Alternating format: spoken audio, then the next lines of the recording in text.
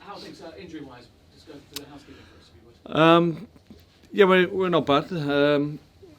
Some better news on Jeff Cameron this week. He's hoping to do the warm-up with us today, with a view to joining in next week. So hopefully everything goes well and he gets a couple of weeks of good training and he should be available for our next game after the weekend, which is Spurs in a couple of weeks. So that's good news. In regards to the game tomorrow, we've still got doubts over Shaqiri and Johnson. Looks like they won't be available. We'll do late test on Glenn Johnson and we'll see how he is today, but he'll probably miss out. Apart from that, it's just longer term injuries. Everything has come off the bench a couple of times for you. Isn't the right sort of shape to perhaps start again? Silo? Yes. Well, we'll play by ear. He's still not where we know he can be, and he'd admit that himself. But we're getting game time, and that's important. The only way he's not unfit, he's just not match fit. So the only way he's going to get match fit is by getting game time. So that's what we'll try and put into it. But that's kind of a slow process, isn't it? Yeah. We're probably not at the point where he's likely to start as yet. But we've got a two week break after this game. So looking towards the Spurs game that we have, then it's more likely to start from that point onwards. I know your captain this week talked about the target being 9th, having you 2 points off 9th. It's about momentum now, I guess, putting a run together. Yeah, we're trying to push on. We've just come off the back of a good run, and obviously we're beaten last weekend, so it's up to us to go on another run, and we've got a game at the weekend which will be difficult for us because clearly Palace had a poor performance and poor result last time out, and you would imagine without a doubt that there'll be a reaction from them.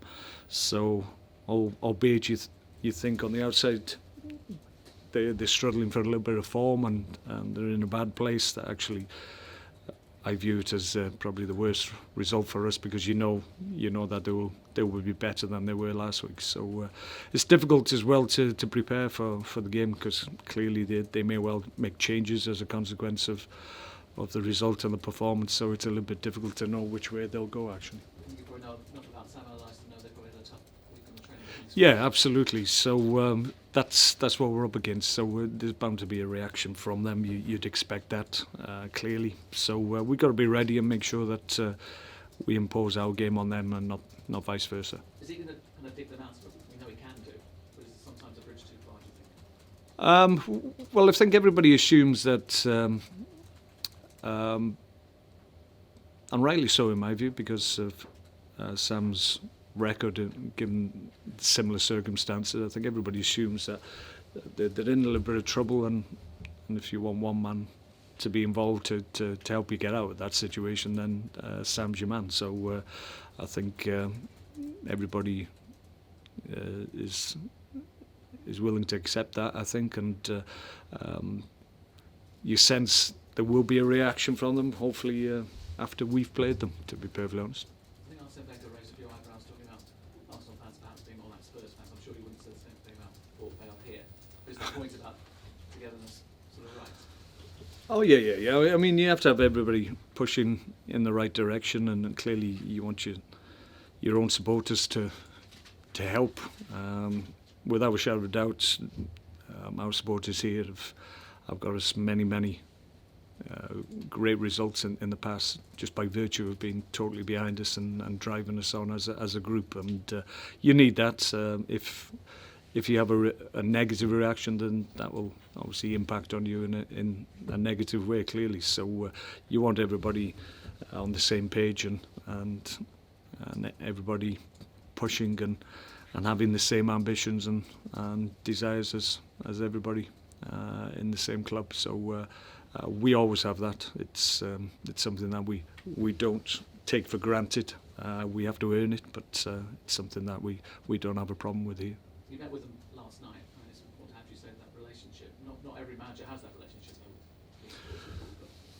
No, but I think I would say in this day and age, given all the platforms and the media outlets that we have to service, and clearly the coverage that Sky gives, then I think we're more accessible as a group, league managers, Premier League managers. So I think it's important sometimes to meet closely with them, but for the most part I think they've got almost every answer that I'm likely to give anyway, because there's so many outlets these days. And the reality of being manager of a place where you came and played, it's noisy, it's hostile, it's not an easy place to come, is it? Here? Yeah, I mean, Yeah, mentioned it last night playing here, and the reality of them managing with that support behind you. Yeah, absolutely. Yeah, I brought many teams here in opposition, and invariably there was reaction from the crowd at some point, and you sense momentum changing because of that reaction to the crowd. So I remember clearly coming here with Man City, and Stoke went down to 10 men, and very quickly the crowd realised that Stoke needed help at that point, and they were able to beat us 1-0. So that was a prime example of a crowd getting behind the team and pushing them on. I think you also said last night you'd like to stay if they'll have you. That shows how sort of important they are, but also maybe gives an idea about your plans for the football. Yeah, I'm very fortunate here. I know what I've got. I'm very, very conscious of the fact that this club is very stable with good ownership, and I've been here. This is my 4th season, and continuity is really important. It's very rare in most leagues in the world, to be perfectly honest. So if you get a little bit of continuity, I think that's a competitive advantage, and if you can maintain the push to get better every year on year, and people can see that that's the ambition of the club, then I think you can have a sustained period of success, which is relative success for us, clearly, because it's difficult for us to get at the top of the pile. But I think for us to be an established top 10 Premier League club is really important. That's something that we've been able to achieve of late. Yeah, I was going to say, I'd start by talking about that 9th position. Is that mark of progress important to go to say, look, we are slowly climbing, slowly building? Yeah, clearly. When I first got the job, the intention, and I said from the outset, was to make us a team that was consistently in the top 10. We've been able to do that. Every year it gets more difficult because of obviously the finances available to teams in and around us and the ambitions that they have. So we know it's a test every year.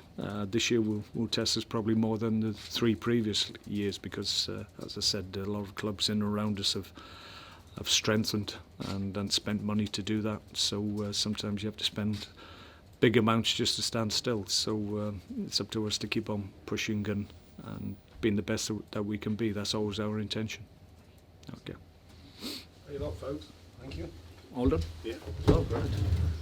No problem. See you later.